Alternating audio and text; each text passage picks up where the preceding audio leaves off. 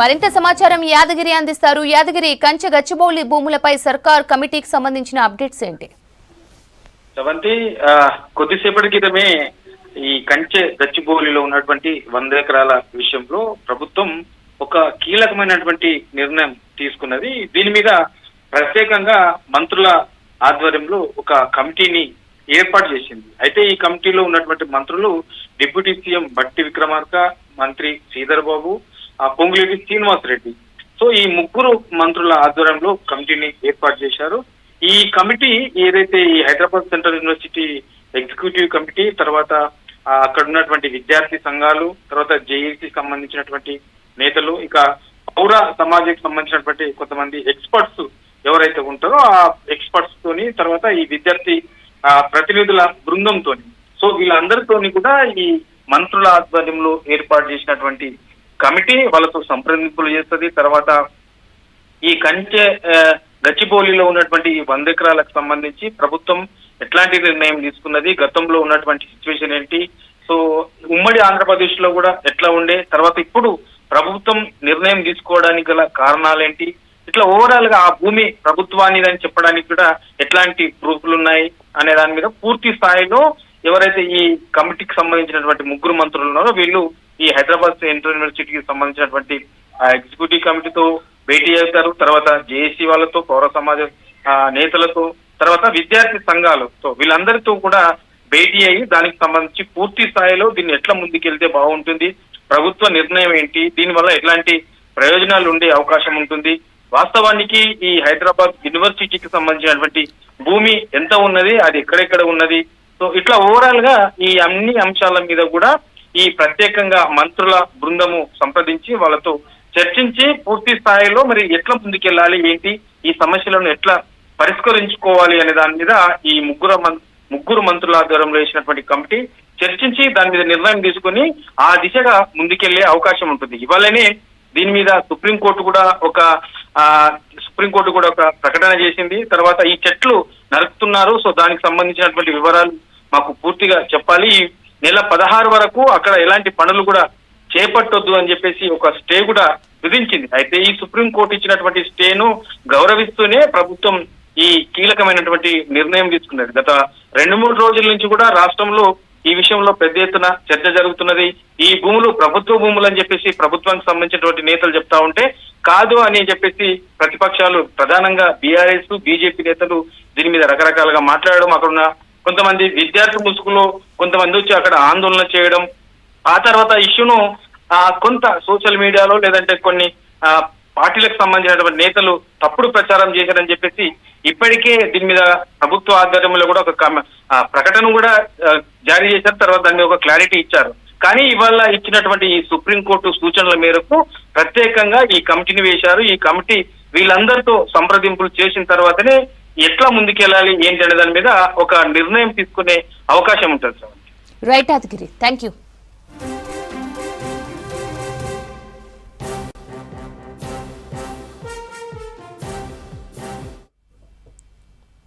హైదరాబాద్ లో కురిసిన వర్షానికి ట్రాఫిక్ జామ్ అయింది. సుల్తాన్ బజార్ మెట్రో స్టేషన్, కోటి విమెన్స్ కాలేజ్ ట్రాఫిక్ సిగ్నల్ వద్ద భారీగా వాహనాలు నిలిచిపోయాయి. అబిడ్స్ మీదుగా దిల్సుఖ్ నగర్ వెళ్లే రూట్ లో వెహికల్స్ ఆగిపోయాయి. ట్రాఫిక్ ను క్లియర్ చేస్తున్నారు పోలీసులు. కోటిలో ట్రాఫిక్ జామ్ పై మరింత సమాచారం శ్రీశైలం అందిస్తారు. సమయంలో హైదరాబాద్ నగరంలో ఒక్కసారిగా కురిసినటువంటి వర్షంతోని నగరవాసులందరూ కూడా ఇబ్బందులు పడుతున్నారు. ఇంకా కూడా ట్రాఫిక్ కష్టాలు కొనసాగుతూనే ఉన్నాయి. వర్షం పడి వెలిసినప్పటికి కూడా వర్షం ప్రభావంతో రోడ్ల మీదకి నీరు రావడంతో ఒక్కసారిగా ట్రాఫిక్ ఇబ్బందులు తలెత్తున్నాయి. ఇంకా కూడా వర్షం అనేది కొనసాగుతుంది. మరో 4 రోజుల పాటు తెలంగాణతో పాటు హైదరాబాద్కి వర్షాలు ఉన్నాయని చెప్పి వాతావరణ శాఖ హెచ్చరించిన నేపథ్యంలో సాయంత్రం నుంచి కూడా ఎడతెరిపి లేకుండా వర్షం కొనసాగుతూనే ఉంది. నగరంలోని అన్ని ప్రాంతాల్లో కూడా వర్షం కురుస్తూనే ఉంది. ప్రధానంగా నగరంలోని ప్రధాన ప్రాంతాలు అన్ని ప్రాంతాల్లో కూడా వర్షం పడుతూనే ఉంది. దీంతో రోడ్ల మీదకి వర్షం నీళ్లు చేరడంతో ట్రాఫిక్ ఇబ్బందులు తప్పడం లేదు. రోడ్ల మీదకి చేరినటువంటి వర్షం నీరుతోని వాహనదారులు ఇబ్బందులు పడుతున్నారు. వాహనాలు ముందుకు కదిలించలేని పరిస్థితి నెలకొంది. అన్ని చోట్ల కూడా వాహనాలన్నీ కూడా స్లోగా మూవ్ అవుతున్నాయి. దీంతో ఆఫీసులు ముగిసినప్పటికీ కూడా ఇళ్లకు చేరుకోవడానికి చాలా సమయమే పడుతుంది. మనం ప్రస్తుతం కోటి సర్కిల్లో ఉన్నాం. ఈ కోటి సర్కిల్లో వాహనాలన్నీ కూడా ఎక్కడికక్కడ ఆగిపోయినటువంటి పరిస్థితి మనం చూడొచ్చు.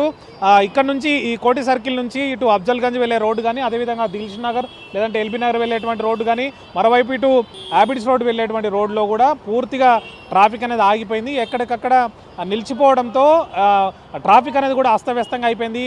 ఎక్కడ పడితే అక్కడ అంటే ఆపోజిట్ రోడ్లో కూడా వాహనాలు వస్తుండటంతో ఇబ్బందులు తప్పడం లేదు. దీంతో నగరవాసులంతా కూడా అవస్థలు పడుతూనే ఉన్నారు. మరోవైపు వచ్చే 4 రోజులు కూడా వర్షాలు ఉంటాయని చెప్పి వాతావరణ శాఖ హెచ్చరించిన నేపథ్యంలో వాహనదారులందరూ కూడా లేకుంటే ప్రజలందరూ కూడా జాగ్రత్తలు తీసుకోవాలని చెప్పి ఇప్పటికే వాతావరణ శాఖ హెచ్చరికలు జారీ చేసింది. ఇటు జిహెచ్ఎంసీ అధికారుల సైడ్ చెప్తున్నారు, అత్యవసరం అయితే తప్ప ప్రజలందరూ బయటకు రాకుండా ఉండాలని చెప్పి సూచిస్తుంది. మరోవైపు మనం చూడొచ్చు, మధ్యాహ్నం తర్వాత కురిసినటువంటి వివిధ ప్రాంతాల్లో దాదాపు 6 సెంటీమీటర్ల పైగానే వర్షపాతం నమోదైంది. హిమాయత్ నగర్లో 7.5 సెంటీమీటర్లు వర్షం కురిసింది. అదేవిధంగా చార్మినగర్లో 7.2, షేక్పేట్లో 7.1, బాలానగర్లో 7 సెంటీమీటర్లు, అదేవిధంగా అంబర్పేటలో 6.8, ముషీరాబాద్లో 6.3 సెంటీమీటర్ల వర్షపాతం నమోదైంది. దీంతో ప్రధాన ప్రాంతాల్లో ఇబ్బందులు అయితే తప్పడం లేదు. హైదరాబాద్ నగరంలోని జూబ్లీహిల్స్, బంజారాహిల్స్, ఖైరతాబాదు, పంజగుట్ట, అమీర్పేట్, బేగంపేట్, సికింద్రాబాద్, తార్నాక, నాచారం, ఉప్పల్, అదేవిధంగా ఫిర్జాదిగూడ, నాగోల్, దిల్షుక్ నగర్, మలక్పేట్, చాదర్ఘాట్, హిమాయత్ నగర్, దీంతోపాటు మణికొండ, మాదాపూర్, గచ్చిబౌలి వీటి ప్రాంతాల్లో కూడా ట్రాఫిక్ అనేది నెమ్మదిగా కదులుతుంది. దీంతో ఇబ్బందులు పడుతున్న వాహనదారులందరూ కూడా సాయంత్రం నుంచి ఇప్పటి వరకు ఆఫీసులు ముగిసినప్పటికీ కూడా ఇళ్లకు చేరుకోవడానికి సమయం పడుతుండడంతో అవస్థలు అనేవి తప్పడం లేదు. అదేవిధంగా నగరంలో ఉన్నటువంటి ప్రధాన ఫ్లైఓవర్లు అంటే తెలుగు తల్లి కానీ, స్టీల్ బ్రిడ్జ్ కానీ ఈ ప్రాంతాల్లో ఫ్లైఓవర్ల కింద కూడా నీళ్లు చేరడంతో అవస్థలు తప్పడం లేదు. మధ్యాహ్నం వర్షం కురిసిన సమయంలోనైతే సెక్రటేరియట్ అదేవిధంగా అసెంబ్లీ ప్రాంతాల్లో మోకాళ్ళ లోతు నీరు చేరింది. దాంతోపాటు ఇటు కేబీఆర్ పార్క్ కానీ, బంజారాహిల్స్, జూబ్లీహిల్స్, అదేవిధంగా మాదాపూర్ సైడ్ కూడా ఇబ్బందులు తప్పలేదు. మరోవైపు ఇటు అమీర్పేట్ కానీ లేకపోతే ఇటు దిల్షుక్ నగర్, మలక్పేట్ రోడ్లోనైతే తీవ్రంగా వర్షం నీరు చేరడంతో చాలా ఇబ్బందులు పడ్డారు వాహనదారులందరూ కూడా. ఇంకా ఇబ్బందులు అనేవి కొనసాగుతున్నాయి. సాయంత్రం సమయంలో ఆఫీస్ ముగిసినప్పటికి కూడా ఇళ్ళకు చేరుకోవడానికి ఇబ్బందులు తప్పడం లేదు. మనం చూడొచ్చు, ఇప్పుడు ఈ కోటి సర్కిల్లోనైతే వాహనాలనే మూవ్మెంట్ చాలా తక్కువగా ఉంది, స్లోగా మూవ్ అవుతున్నాయి, ఇబ్బందులు పడుతున్నామని చెప్తున్నారు వాహనదారులు. అయితే ఈ ఇళ్ళకు వెళ్ళాలంటే కూడా సమయం పడుతోంది. ఇక ట్రాఫిక్ నియంత్రణ అనేది లేకపోవడంతో కూడా అవస్థలు పడుతున్నామని చెప్తున్నారు. సాయంత్రం నుంచి ఇదే పరిస్థితి నెలకొందని చెప్తున్నారు. మరోవైపు వచ్చే 4 రోజులు కూడా ఇదే వర్షపాతం అంటే వర్షాలు ఉన్నాయని చెప్పి వాతావరణ శాఖ హెచ్చరించిన నేపథ్యంలో వాహనదారులు అయితే, నగరవాసులు అయితే జాగ్రత్తలు తీసుకోవాలని సూచిస్తున్నారు. మనం చూసినట్లయితే ఈ కోటి సర్కిల్ దగ్గర ఎట్లాంటి ఇబ్బందులు అయితే ఉన్నాయో నగరంలోని ప్రధాన కూడల్లో కూడా అట్లాంటి పరిస్థితి ఉంది. వాహనాలన్నీ కూడా స్లోగా మూవ్మెంట్ అవుతున్నాయి. అటు బంజారాహిల్స్, జూబ్లీహిల్స్, మాదాపూర్, అదేవిధంగా గచ్చిబౌలి ఈ ప్రాంతాల్లో ఇట్లా అదే మూవ్మెంట్ ఉంది. ఇటు దిల్షుక్ నగర్ కానీ, మలక్పేట్ కానీ, ఇటు ఎల్బీ నగర్ కానీ ఈ ప్రాంతాల్లో కూడా అదే పరిస్థితి ఉంది. సికింద్రాబాద్ ఏరియాలో కూడా ఇట్లాంటి పరిస్థితి ఉంది. మొత్తంగా వాహనదారులు అయితే జాగ్రత్తలు తీసుకోవాలి. మరో 4 రోజులు వర్షాలు ఉన్నాయి, వాతావరణ శాఖ హెచ్చరించింది. మరోవైపు ఎక్కడైతే చెట్లు కూలిపోయావో లేకపోతే వాటర్ నిలిచిపోయిందో ఆ ప్రాంతాల్లో ఇటు డిఆర్ఎఫ్ బృందాలు కానీ, అటు జిహెచ్ఎంసీ బృందాలు కానీ, ఇటు హైడ్రా బృందాలు కానీ వచ్చి రెస్క్యూ అయితే చేపడుతున్నాయి. వాటర్ వెళ్ళిపోయి వాహనదారులు సాఫీగా వెళ్లే విధంగా లేకపోతే ట్రాఫిక్ క్లియర్ చేసే విధంగా వాళ్ళ చర్యలు అయితే చేపడుతున్నారు. కెమెరామెన్ రమేష్తో శ్రీశైలం, V6 న్యూస్, హైదరాబాద్.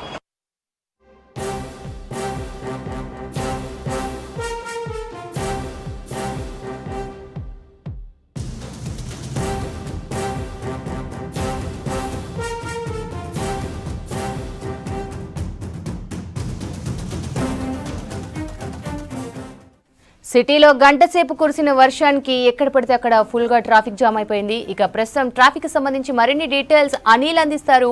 అనిల్, చెప్పండి, లేటెస్ట్ అప్డేట్స్ ఏంటి ట్రాఫిక్ పై?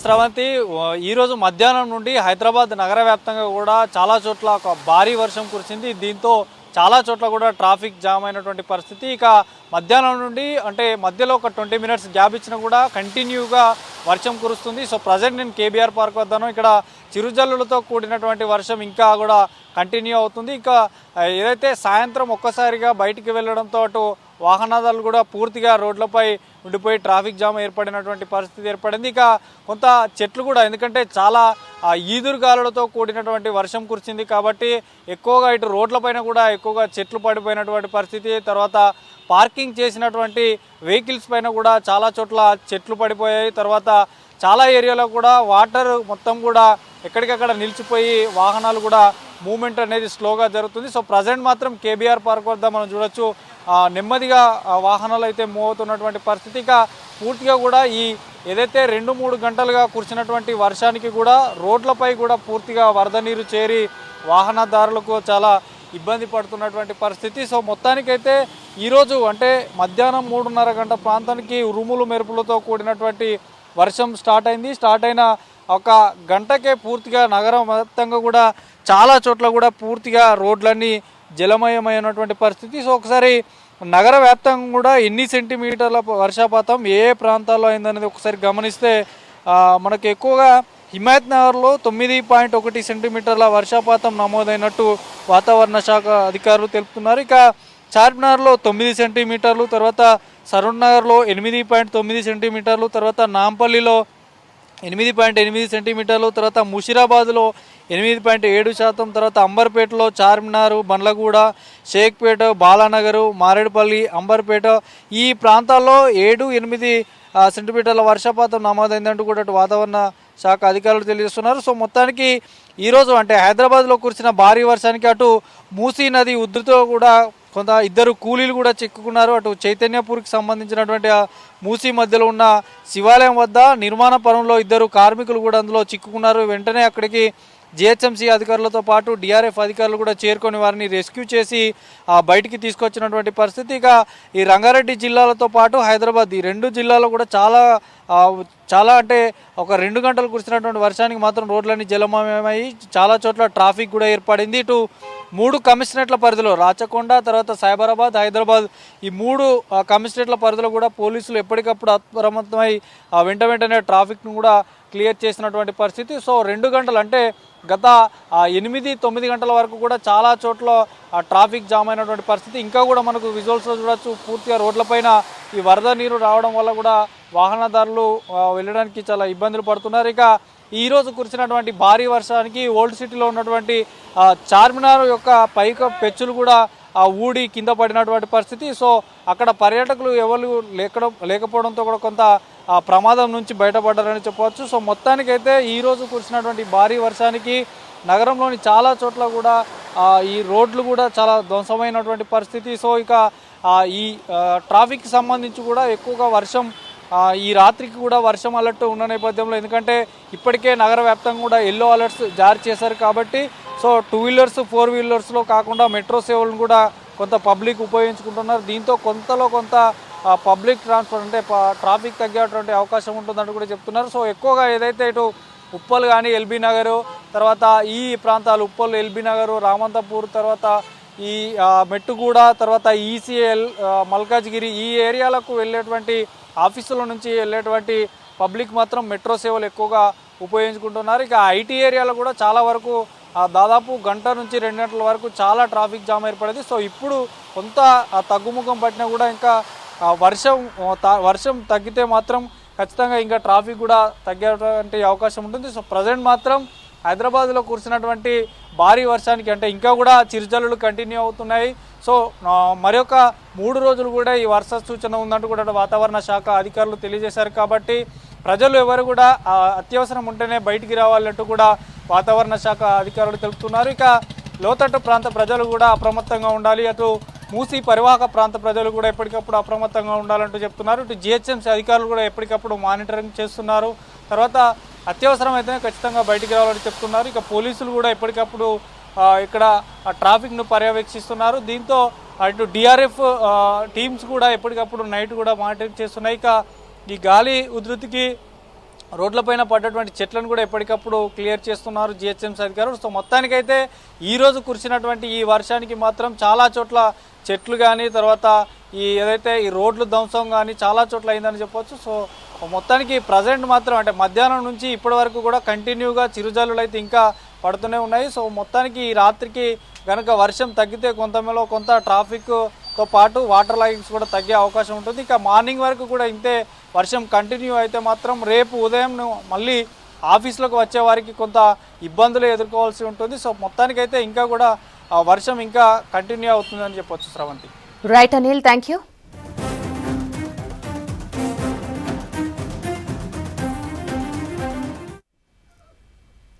గ్రేటర్ హైదరాబాద్లో దంచుకొట్టింది వాన. సిటీలో పలు ప్రాంతాల్లో ఈదురుగాలులతో కురిసిన వర్షానికి లోతట్టు ప్రాంతాలు జలమయమయ్యాయి. రోడ్లపై నీళ్లు నిలవడంతో ట్రాఫిక్ జామ్ అయింది. కొన్ని ప్రాంతాల్లో చెట్లు విరిగి రోడ్డుకు పడిపోయాయి. డీఆర్ఎఫ్ సిబ్బంది వాటిని తొలగించారు. వాన్లకు మూసీ నది ఉధృతంగా ప్రవహించడంతో అందులో చిక్కుకున్న వారిని కాపాడారు డిజాస్టర్ టీమ్స్.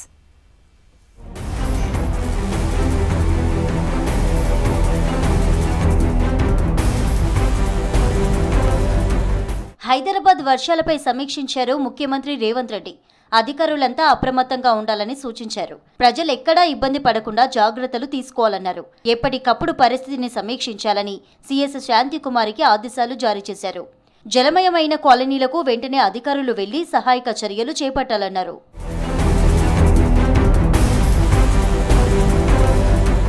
సిటీలో భారీ వర్షాలు కురిశాయి. దాదాపు గంట పాటు ఏకదాటిగా వర్షం దంచుకొట్టింది. దీంతో రోడ్లపై వరద నీరు నిలిచిపోయింది. బషీర్బాగ్, సైఫాబాద్, అబిడ్స్, కోటి పరిసర ప్రాంతాల్లో మోస్తరు వర్షం పడ్డది. ఉరుముల మెరుపులు, ఈదురుగాళ్లతో కూడిన వాన కురిసింది. ఎల్బీనగర్, మలక్పేట్, దిల్సుఖ్ నగర్, లక్డీకపుల్, మాసబ్ ట్యాంక్, మెహదీపట్నం ఏరియాల్లో ఫుల్ ట్రాఫిక్ జామ్ అయింది. అటు బేగంపేట, అమీర్పేటలో కూడా ట్రాఫిక్లో చిక్కుకున్నారు వాహనదారులు.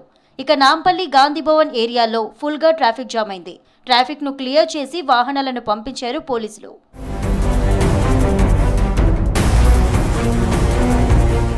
మూసీ ఉధృతిలో 2 కూలీలు చిక్కుకున్నారు. చైతన్యపురి, మూసీ మధ్యలో ఉన్న శివాలయం దగ్గర నిర్మాణం పనులు చేస్తున్నారు. సిటీలో కురిసిన వర్షాలకు ఒక్కసారిగా మూసీ ప్రవాహం పెరిగింది. దీంతో అక్కడే ఉండిపోయారు 2 కూలీలు. సంఘటనా స్థలానికి చేరుకున్న LB Nagar GHMC deputy commissioner Sujatha, Chaitanyapuri corporator రంగ నరసింహ హైడ్రాకు సమాచారం ఇచ్చారు. ఘటనా స్థలానికి చేరుకున్న డీఆర్ఎఫ్, జీహెచ్ఎంసీ బృందాలు వీరయ్య, నాగేందర్లను కాపాడారు. ఈ రోజు మనకి అనుకోకుండా అకస్మాత్తుగా వర్షం కురిసింది. దీంట్లో ఏంటంటే ఇక్కడ పురాతన 2వ శతాబ్ద నాటి శివాలయం ఉంది. ఆ శివాలయంలో నంది నిర్మాణం కోసమని 2 నాగేందర్ మరియు వీరయ్య అనే వ్యక్తులు అక్కడికి వెళ్ళారండి. అయితే ఈ వర్షం వచ్చినాక కూడా అది అంటే వీళ్ళు ఏమనుకున్నారంటే కొంచెం తేలికపాటి వర్షమే అనుకొని వాళ్ళ పనిలో నిమగ్నమై ఉన్నారు. ఈ లోపు కొంచెం వర్షం ఎక్కువ కావడం వల్ల వాళ్ళు అక్కడే చిక్కుకుపోవడం జరిగింది. ఈ విషయం తెలుసుకున్న కార్పొరేటర్ గారు మాకు ఇన్ఫర్మేషన్ ఇచ్చారు. వెంటనే మేము డిఆర్ఎఫ్ టీం అలర్ట్ చేశాము. అలాగే మా కమిషనర్ గారు, మేయర్ గారు, మా కంట్రోల్ రూమ్ కూడా మొత్తం, మా ఇంజనీరింగ్ వింగ్ మొత్తం, ఈఈ గారు, డిఈ గారు, అలాగే ఏఈ పార్వతి అందరం ఇక్కడికి వచ్చేసాము. వచ్చి సకాలంలో డిఆర్ఎఫ్ బృందాన్ని మేము పరిగణలోకి తీసుకొని డిఆర్ఎఫ్ బృందం సహాయంతో మేము వీళ్ళని వెలికి తీసుకెళ్ళామండి. ఈ రోజు సుమారుగా సాయంత్రం 5 గంటల ప్రాంతంలో స్థానిక కాలనీ పెద్దలు కృష్ణారెడ్డి గారు ఈ జోరు వర్షంలో 2 చిక్కుకోరని చెప్పి నాకు ఇన్ఫర్మేషన్ ఇవ్వగానే నేను వెంబడే స్థానిక డీసీ సుజాత గారికి, ఈ శ్రీనివాసులు గారికి, పార్వతి గారికి ఇన్ఫర్మేషన్ మొన్న హైడ్రా కమిషనర్ రంగనాథ్ గారికి మాట్లాడడం జరిగింది, మేయర్ గారికి మాట్లాడడం జరిగింది. వారు వెంబడే అడిషనల్ కమిషనర్ పాపయ్య గారిని అపాయింట్ చేస్తూ వెంబడే డిఆర్ఎఫ్ టీం పంపించారు. డిఆర్ఎఫ్ టీము సుదర్శన్ రెడ్డి గారు, ఫైర్ శ్యామ్ గారు, అందరూ కూడా స్థానిక సిఐ గారు అందరం కలిసి ఇక్కడ వచ్చి వీళ్ళందరూ కలిసి రెస్క్యూ చేసినారు. ఇప్పుడు నాగేందర్, వీరయ్య వీళ్ళిద్దరు అక్కడ కార్మికులు శతాబ్దం కింది గుడిని మరమ్మతుల నిమిత్తం అక్కడ పోయినారు. వర్షం చిన్నదే కదని ఆగిపోయినారు. ఈ లోపల భారీగా వర్షం పెరిగిపోయి వరద ఒత్తిడి పెరిగినాగానే ఎంబడే ఇన్ఫర్మేషన్ తీసుకున్న వరకు వీళ్ళందరికి మాట్లాడడం, వీళ్ళందరూ రావడము భగవంతుని దయ వల్ల, ఆ శివుని ఆజ్ఞ వల్ల అంతా మంచిగా జరిగింది. సకాలంలో స్పందించిండ్రు. ఇది స్పందించినందుకు వాళ్ళు వచ్చి వాళ్ళందరూ రెస్క్యూ చేసి తీసుకొచ్చినందుకు వాళ్ళందరికీ కూడా పేరున ప్రతి ఒక్కరికి కూడా థ్యాంక్స్ చెప్తున్నాను. హైదరాబాద్ పాత బస్తీలో భారీ వర్షం కురిసింది. దీంతో చారిత్రాత్మక కట్టడం చార్మినార్ నుంచి పెచ్చులూడిపడ్డాయి. భాగ్యలక్ష్మి ఆలయం వైపు మినార్ నుంచి పెచ్చులూడాయి. దీంతో పర్యాటకులు, పబ్లిక్, చిరు వ్యాపారులు అక్కడి నుంచి పరుగులు పెట్టారు. సమాచారం అందుకున్న పోలీసులు ఘటనా స్థలానికి చేరుకొని పరిస్థితిని సమీక్షించారు. గతంలోనూ పెచ్చులూడితే మరమ్మతులు చేయించారు అధికారులు.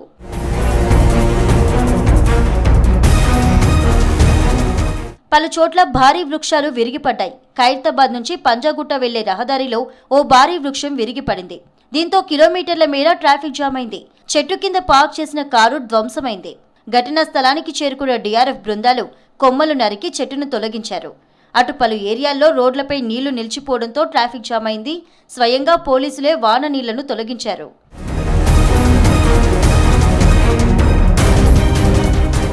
మలక్పేట రైల్వే బ్రిడ్జి కింద భారీగా వరద నీరు నిలిచింది. దీంతో ఆర్టీసీ బస్సు చిక్కుకుంది.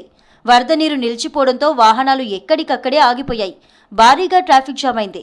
ఘటనా స్థలానికి చేరుకున్న డిజాస్టర్ రెస్పాన్స్ ఫోర్స్ టీం నీళ్లను క్లియర్ చేసింది.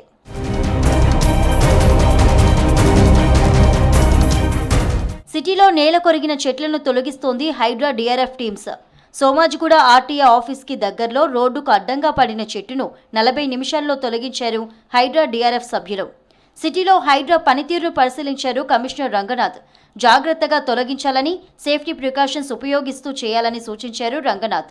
Saidabad, Basheerbagh, necklace road, Musheerabad, assembly, Banjara Hills తదితర ప్రాంతాల్లో రోడ్డుకు అడ్డంగా పడిన చెట్లను తొలగించింది హైడ్రా. ఓల్డ్ అల్వాల్, ఎల్బీ నగర్, బేగంపేట, మాదాపూర్, మెహదీపట్నంలోని ఎన్ఎండిసి దగ్గర మోకాళ్లకు పైగా నిలిచిన వరద నీటిని తొలగించారు డిఆర్ఎఫ్ బృందాలు.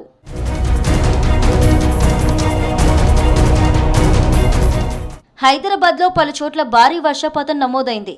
హిమాయత్ నగర్లో 7.5 సెంటీమీటర్లు, చార్మినార్లో 7.2, షేక్పేటలో 7.1, బాలానగర్లో 7 సెంటీమీటర్ల వర్షపాతం రికార్డైంది. ఇక అంబర్పేటలో 6.8, అత్యల్పంగా ముషీరాబాద్లో 6.3 సెంటీమీటర్ల వర్షపాతం రికార్డైంది.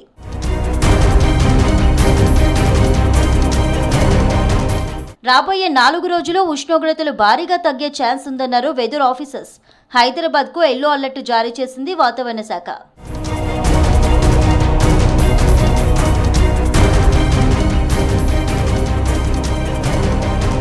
గ్రూప్ 1 మొదటి ర్యాంకు సాధించడం చాలా సంతోషంగా ఉందన్నారు లక్ష్మీ దీపిక. తనను తల్లిదండ్రులు ఎంతో ప్రోత్సహించారని చెప్పారు. కోచింగ్ సెంటర్కు వెళ్లకుండా సొంతంగానే చదివి విజయం సాధించానని తెలిపారు. సివిల్ సర్వీసెస్లో చేరడమే లక్ష్యమంటున్న లక్ష్మీ దీపికతో విజయ్ ఫేస్ టు ఫేస్. విడుదలైన గ్రూప్ 1 జనరల్ ర్యాంకింగ్ లిస్టులో హైదరాబాద్కు చెందినటువంటి లక్ష్మీ దీపిక టాపర్గా నిలిచారు. ప్రస్తుతం మనతోని మాట్లాడేందుకు లక్ష్మీ దీపిక ఉన్నారు. అసలు గ్రూప్ 1 ఎన్నో అటెంప్ట్లో ఫస్ట్ ర్యాంక్ సాధించారు. ఫ్యామిలీ బ్యాక్గ్రౌండ్ ఏంది, ఏ రకంగా ప్రిపేర్ అయ్యారు, ప్రస్తుతం మనతో మాట్లాడేందుకు లక్ష్మీ దీపిక ఉన్నారు. Madam, first of all congratulations. ఎలా చూస్తారు ఈ విజయాన్ని? థ్యాంక్ యూ సో మచ్ అండి. ఫస్ట్ ఆఫ్ ఆల్ నాకు ఈ అచీవ్మెంట్ అయితే చాలా రిలీఫ్ని ఇస్తుంది ప్రజెంట్ అయితే. బికాజ్ చాలా లాంగ్ జర్నీ కూడా ఉందండి నాకు యూపీఎస్సీ ఆర్ యూపీఎస్సీలో అయితే. So it is almost 4 years నుంచి నేను ప్రిపేర్ అవుతున్నాను. అందుకని ప్రెజెంట్ అయితే ఈ అచీవ్మెంట్ నాకు చాలా బిగ్గెస్ట్ రిలీఫ్గా ఉంది. And it's time to celebrate for our family. అంటే మెయిన్గా గ్రూప్ 1 అంటే ఇప్పుడు మీరు అన్నట్టు యూపీఎస్సీ సివిల్ ర్యాంక్ తర్వాత స్టేట్లో అత్యంత క్యాడర్ ఉన్నటువంటి పోస్టే గ్రూప్ 1. సో ఆ గ్రూప్ 1లో ఈరోజు మీరు టాపర్గా నిలిచారు 550 మార్క్స్తోని. ఎట్లా ప్రిపరేషన్ ఎట్లా కొనసాగింది? అంటే కేవలం స్టడీస్ పరంగానే ఉన్నారా, ఇంకేమన్నా వృత్తి ఏం చేస్తుంటారు మీరు? జాబ్ కానీ ఏదన్నా చేస్తూ ఉంటారా? ఎట్లా సాగింది ఓవరాల్ ప్రిపరేషన్? మొత్తం మీద యాక్చువల్లీ నేను ప్రిపరేషన్ అయితే యూపీఎస్సీ ప్రిపరేషన్ తోటే స్టార్ట్ చేశానండి. అండ్ గ్రూప్ 1 అని నేను ఫస్ట్ అయితే ఇనీషియల్గా అనుకోలేదు. కాకపోతే కైండ్ ఆఫ్ చాలా లాంగ్ ప్రిపరేషన్ అయితే నాకు యూపీఎస్సీలో ఉంది. సో అందుకని ఈ ప్రాసెస్లోనే నాకు గ్రూప్ 1 ఎగ్జామినేషన్ నోటిఫికేషన్ రావడం అండ్ సిలబస్ కూడా చాలా వరకు ఓవర్లాప్ అవుతుందన్నమాట. సో దానివల్ల నేను same preparation and same strategy తోటి ఎక్కువ వరకు ఈ ఎగ్జామ్కి కూడా వర్కౌట్ చేయడం అయిందనమాట. అండ్ తర్వాత నేనేమో ఉస్మానియా మెడికల్ కాలేజ్ నుంచి ఎంబీబీఎస్ చేశాను. అండ్ ఇనీషియల్గా ఇప్పుడు కూడా ప్రెజెంట్ కూడా నేను మోస్ట్లీ ఆన్లైన్ కన్సల్టేషన్స్ వరకునే నా ప్రొఫెషన్ అనేది లిమిట్ చేసుకున్నాను. అండ్ దీనితో పాటు ఈ ప్రిపరేషన్ టైంలోనే నేను ఎంబీఏ హాస్పిటల్ మేనేజ్మెంట్ కూడా distance education doctor DY Patil university నుంచి నేను ఫినిష్ చేయడం జరిగిందనమాట. And also TGPSC group 1 examination కంటే ముందు కూడా ఏపీపీఎస్సీ గ్రూప్ 1 నాన్ లోకల్ కేటగిరీలోనే నేను ఎగ్జామ్ రాశాను. అండ్ అందులో కూడా నాకు ఎంపీడీఓ పోస్ట్ వచ్చింది. కాకపోతే మళ్ళీ యూపీఎస్సీ అండ్ తెలంగాణ గ్రూప్ 1 కూడా ప్రిపరేషన్ హ్యాంపర్ అవుతుందని నేను ఆ ఎగ్జామ్ ఇచ్చినా కూడా అందులో పోస్ట్ వచ్చినా కూడా రిపోర్ట్ చేయలేదండి. అంటే ఎంబీబీఎస్ అనేది చాలా పెద్ద అచీవ్మెంట్ ఇప్పుడున్న ప్రజెంట్లో. అంటే కంప్లీట్ డిఫరెంట్ వే, ఇటు ఎంబీబీఎస్ కానీ మీరు అనుకున్నటువంటి గ్రూప్ 1 కానీ అంటే ఎప్పుడు అనిపించింది గ్రూప్ 1 కానీ సివిల్స్ సాధించాలని చెప్పి ఎప్పుడు అనిపించింది? ఇటు ఎంబీబీఎస్ చదవడం కూడా పెద్ద టాస్క్. ఆ టైంలో మీరు గ్రూప్ 1 సెలెక్ట్ అయినారు, దీన్ని ఎలా చూస్తారు? ఎంబీబీఎస్ ప్రిపరేషన్ చేసిన టైంలో కానీ లేకపోతే ఈవెన్ ఆల్మోస్ట్ నేను ఫినిష్ చేసే టైంకి కూడా నాకు సివిల్ సర్వీసెస్ మీద పెద్దగా అవేర్నెస్ కానీ ఏమీ లేదండి. అండ్ ప్రిపేర్ అవ్వాలని కూడా నేను అనుకోలేదు. సో ముందంతా నేను ఎక్కువ శాతం యుఎస్లో రెసిడెన్సీ చేద్దామని మాత్రమే ఎక్కువ ప్రిపేర్ అయ్యాను నా ఎంబీబీఎస్ హోల్ కోర్స్ డ్యూరేషన్ అంత టైంలో.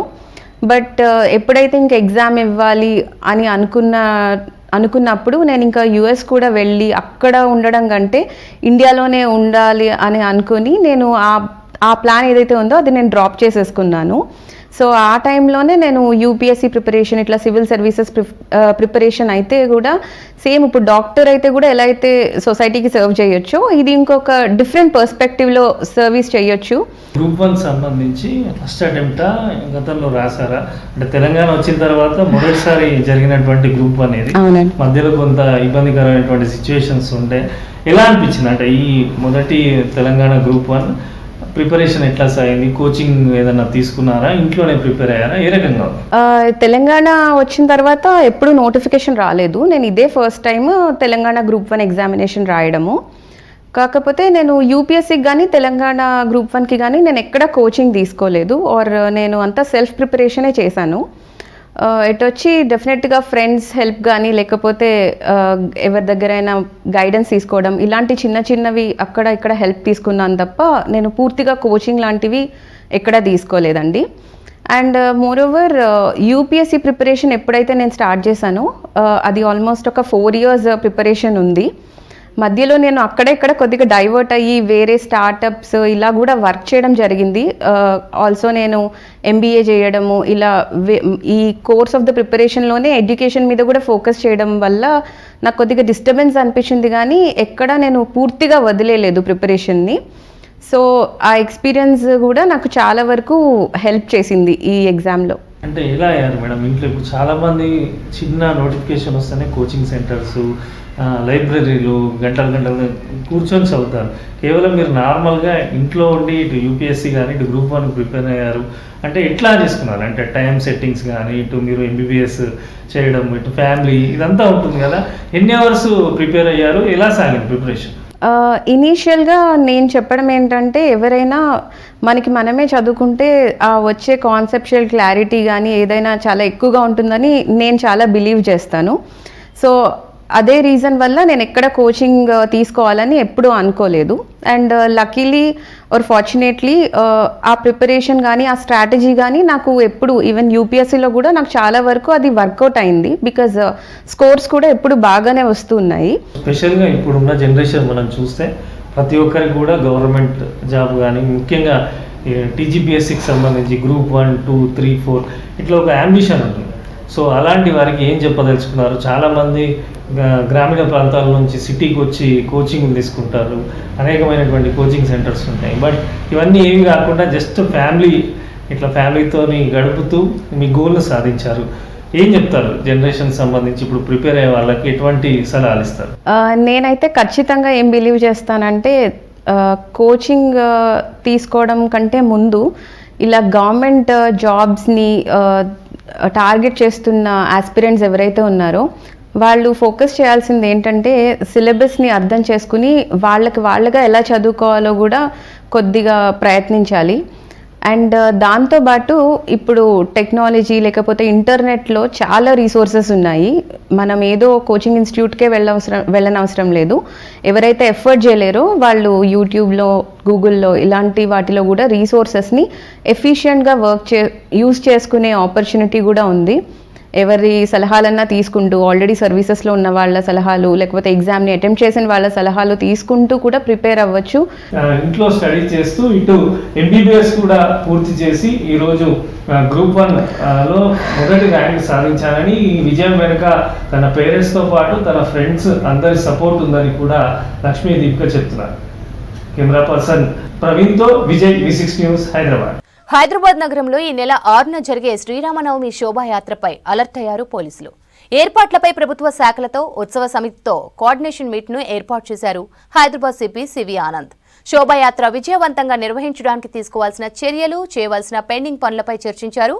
సిటీలో లా అండ్ ఆర్డర్, ట్రాఫిక్కు ఎలాంటి ఇబ్బందులు కలగొద్దని సూచించారు పోలీసులు.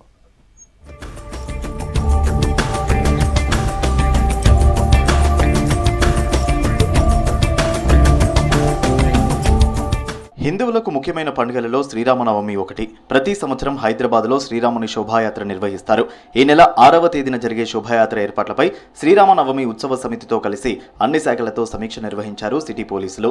జీహెచ్ఎంసీ, విద్యుత్, అగ్నిమాపక, వాటర్ వర్క్స్, R&B శాఖలకు చెందిన అధికారులు హాజరయ్యారు. శోభాయాత్ర రోజు ఎలాంటి చర్యలు తీసుకుంటున్నారో వివరించారు.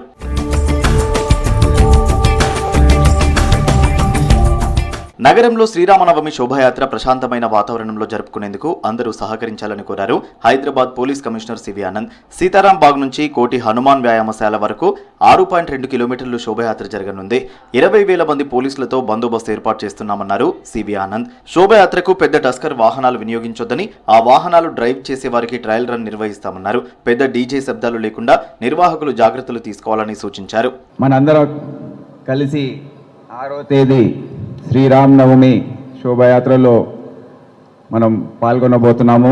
సంతోషంగా మనం చేసుకోవాలంటే మీ అందరి కోఆపరేషన్ చాలా అవసరం. ప్రతి ఒక్క కానిస్టేబుల్, హోంగార్డ్ 18,000 మంది డ్యూటీలో ఉంటారు. ये बड़े टस्कर्स का एक ड्राई रन मैं डीसीपी साउथ वेस्ट साहब को बोल रहा हूँ कि आप ज़रूर ड्राई रन कर लो. इनकी मदद से, इनकी कोऑपरेशन से एक दिन पहले वो गाड़ी ले जाओ, वो पलट रहा नहीं जरा देख लो. ఆ విగ్రహాల హైట్ ఏదైతే ఉందో దానిపైన కొద్దిగా కంట్రోల్ పెట్టండి. సో దట్ ఆ పైన ఉన్న ఎలక్ట్రిక్ వైర్స్ ఇవన్నీ తగలకుండా. ఎవరైతే డ్రోన్స్ ఫ్లై చేయదలుచుకున్నారో పర్మిషన్ తీసుకోవాలి. అండ్ అది లోకల్ పోలీస్ వెరిఫై చేసి మీకు తెలియజేస్తుంది. ఈ సౌండ్ పొల్యూషన్ వల్ల చాలామందికి హార్ట్ అటాక్స్ వస్తున్నాయి. సౌండ్ పొల్యూషన్ చిన్న పిల్లలకి చెవుడు వస్తుంది. ఇవన్నీ కూడా చాలా కంప్లైంట్స్ బాగా విపరీతంగా పబ్లిక్ అవుట్ క్రై. నేను అందరినీ మళ్ళీ విజ్ఞప్తి చేస్తున్నాను, దయచేసి అందరు కూడా కోఆపరేట్ చేయండి. ఇప్పుడే భగవంతరావు గారు వారి స్పీచ్లో చెప్పారు సౌండ్ బాక్సెస్ పెట్టుకుందామని. మిక్స్చర్స్ వద్దు, సౌండ్ బాక్స్ ఎంతైనా పెట్టుకున్నా అంత డ్యామేజ్ కాదు. హైదరాబాద్లో జరిగే శ్రీరామనవమి శోభాయాత్ర చాలా ప్రత్యేకమన్నారు భాగ్యనగర్ శ్రీరామనవమి ఉత్సవ కమిటీ ఆర్గనైజర్ భగవంతరావు. ఎలాంటి ఇబ్బందులు తలెత్తకుండా అధికారులు చర్యలు తీసుకోవాలని కోరారు. పోలీస్ పుషింగ్ టీమ్స్తో గతంలో కొన్ని ఇబ్బందులు వచ్చాయన్నారు. వారి నుంచి ఇబ్బందులు లేకుండా చూడాలని సిపిని కోరారు. శ్రీరాముని గురించి వర్తమానంలో ఉన్నటువంటి యువకులకు ఏమి తెలియనటువంటి వాళ్లకు రామాయణం గురించి తెలియజేస్తూ, రాముని వల్ల మన జీవితంలో ఎలాంటి ఆదర్శం తీసుకోవాలి, తండ్రి మాటను జవదాటని తనయుడుగా శ్రీరాముడు నేటికి కూడా ప్రపంచ ప్రఖ్యాతిగాంచాడు. ప్రొసెషన్ రోజు పుషింగ్ టీమ్స్ అని పెడతారు.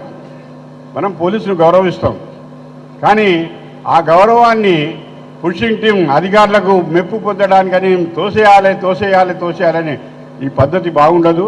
అక్కడ ఉన్నటువంటి పెద్ద మనిషి ఎవరైనా ఉంటారో వాళ్ళకి చెప్పి పోతాం. గమ్యం చేరుకునే లోపల మనకేం తొందరగా లేదు, ఎవరికి వ్యతిరేకంగా పోవట్లేదు, ఇక్కడ పోరాడడానికి పోవడం లేదు. ప్రశాంతంగా ఎండలో పోదాం. తప్పకుండా జిహెచ్ఎంసీ తరఫున ఈ లైట్స్ పెట్టే ప్రోగ్రాంలో సహకరించవలసిందిగా కూడా విజ్ఞప్తి చేస్తున్నాం. నిన్న గవర్నర్ గారిని కలవడం జరిగింది. మీరు కూడా వచ్చి శ్రీరామనవమి సందర్భంగా ఇక్కడ పాల్గొంటే బాగుంటుంది. దేశం మొత్తం లోపల కూడా రామనవమి ఉత్సవాలు జరుగుతుంటాయి. మీరు కూడా పాల్గొంటే బాగుంటుందని మేము ఆహ్వానం పలికినాం. దానికి వారు అంగీకరించారు. వారు కూడా ఇక్కడికి వస్తారు. మనము సోదర భావంతో, ఆధ్యాత్మికతతో రాముని గుణగణాలను శ్లాఘిస్తూ, స్తుతిస్తూ, అవి మన జీవితంలో మనము ఆచరిస్తూ, మన కుటుంబంలో ఆచరిస్తూ, మన సమాజంలో ఆచరిస్తూ, సౌభ్రాతృత్వంతో ఈ దేశం నాది అనేటువంటి దేశభక్తిని చాటి చెప్పడానికి దేశభక్తి, దైవభక్తి రెండూ మనం ప్రమోట్ చేయాలి.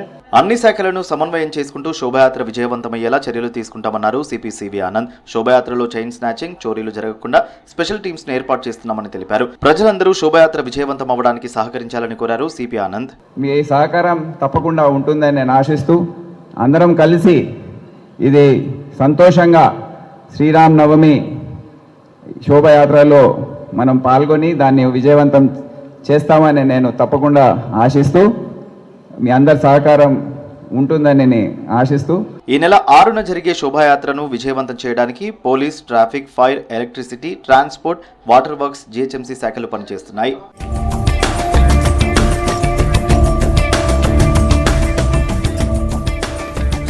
దళితులకు ధైర్యం కల్పించేలా మాస్టర్జీ పాటలు పాడారని చెప్పారు చెన్నూరు ఎమ్మెల్యే వివేక్ వెంకటస్వామి. దళితుల కోసం వెంకటస్వామి పోరాటం చేశారని తెలిపారు.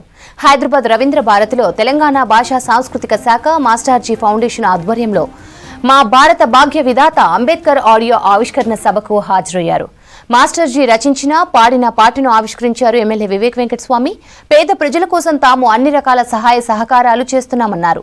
దళితుల హక్కులు, సంక్షేమ పథకాల కోసం ఎప్పటికీ ముందుంటామని తెలిపారు వివేక్ వెంకటస్వామి.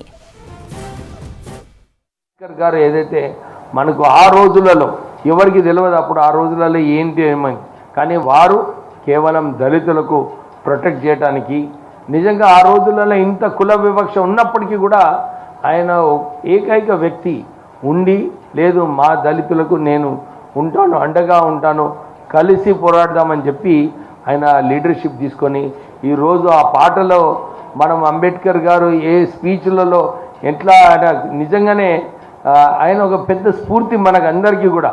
మనము అది వారి ఫోటోలు చూసి అందరు కూడా ఇన్ని స్టాచ్యూస్ ప్రపంచంలోనే highest number of statues Ambedkar గారు ఎందుకున్నారంటే దళితులందరూ కూడా ఆ స్టాచ్యూ చూసి చాలామందికి ఒక స్ఫూర్తి రావడం జరుగుతుంది. సో మనం కూడా నేను కూడా నాకు ఒక అవకాశం కలిగింది.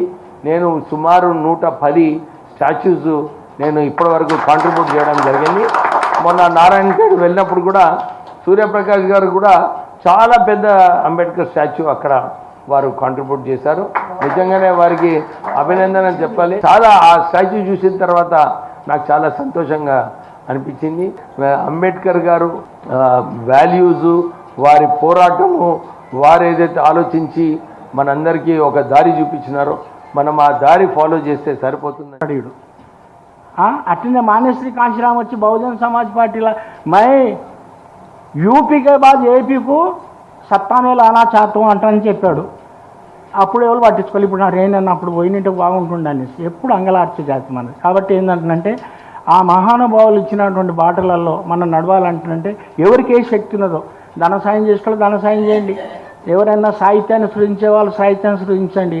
మరి కొంచెం ఈ జాతికి రక్షణగా ఉండేటువంటి వాళ్ళు రక్షణగా ఉండాలని చెప్పి ప్రతి గ్రామంలోని భూమి గ్రామస్తులకే చెందాలి, ప్రతి గ్రామంలోని భూమి కులాల వారీగా పంచాలని, 3 ఎకరాల భూమి దళితులకు ఇవ్వాలి, 1 ఎకరం భూమి ఆడికి ఇవ్వాలి, 1 ఎకరం భూమి పెళ్లి చేసుకునేవాడు కాదు.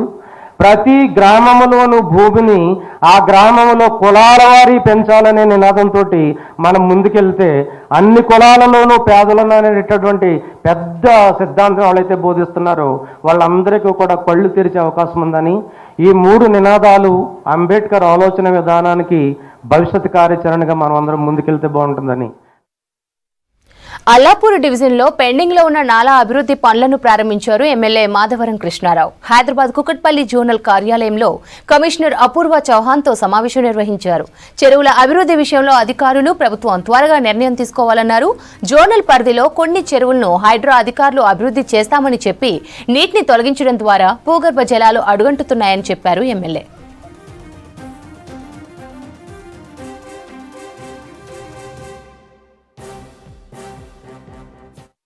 రాజీవ్ గాంధీ నగర్ మునిగిపోతూ ఉంది. దాని మీద మా స్థానిక కార్పొరేటర్ సబియా గౌసుద్దీన్, అదేవిధంగా మా కార్పొరేటర్లు ముద్దం నరసింహ, జూపల్లి సత్యనారాయణ, సతీష్ గౌడ్, శిర్షా బాబురావు వీళ్ళందరూ కూడా ఒక రివ్యూ మీటింగ్ ఏర్పాటు చేసుకుందాం. ఎందుకంటే వర్షాకాలం వస్తుంది కాబట్టి నాలల విస్తరణ ఉన్నాయి. నాలుగు ఎప్పుడు మనం శాంక్షన్ చేసి ఉన్నాం. దాని ఇప్పటికీ టెండర్ అయిపోయి కాంట్రాక్ట్ అలాట్ అయ్యాడు, వర్క్ నడవట్లేదు 2 నెలల నుంచి అని చెప్పి దాని మీద ఇలా జడ్జి గారి దగ్గరికి వస్తే నేను ఎమ్మెల్సీ గారు రివ్యూ మీటింగ్ పెట్టాం. దాన్ని ఇమ్మీడియట్గా కంప్లీట్ చేయాలి, ప్రజలకు ఇబ్బంది జరగవద్దు అనేటటువంటి దాని మీద పెట్టాం. ఎక్కడైతే నష్టపోతున్నటువంటి వాళ్ళు ఉంటే వాళ్ళ ఏదైనా డబుల్ బెడ్రూమ్ ఇచ్చి, అదేవిధంగా వాళ్ళన్నా ఇంకా భవనం వద్దన వాళ్ళకు టీడీఆర్ ఇచ్చే విధంగా చేయమన్నాం. ఎందుకంటే మైసమ్మ చెరువు నుంచి సున్నం చెరువు దాకా భయంకరమైనటువంటి పరిస్థితి. దాన్ని కూడా వైండింగ్ చేసి ఏదైతే 11 మీటర్స్ 21 మీటర్స్ ఇట్లా ఉన్నాయి, డిఫరెన్స్ ఉన్నాయి. ఐడియల్ చెరువు, సున్నం చెరువు, బోయిన్ చెరువు, అదేవిధంగా ముళ్ళకత్త చెరువు, నల్లా చెరువు, ఇవన్నీ 9 చెరువుల మీద కూడా ఇలా రివ్యూ జరిగింది. క్లారిటీకి వచ్చాం. మేడ్చల్ కలెక్టరేట్ కు బాంబు బెదిరింపు కాల్ వచ్చింది. బాంబు బెదిరింపు కలెక్టర్ అధికారిక మెయిల్ కు పంపించారు గుర్తు తెలియని వ్యక్తులు. వెంటనే కలెక్టరేట్లోని అన్ని శాఖల అధికారులు, ఉద్యోగులను బయటకు పంపించారు పోలీసులు. షామీర్పేట్ పోలీసులు డాగ్ స్క్వాడ్ తో తనిఖీలు చేసి ఫేక్ కాల్ గా తేల్చారు.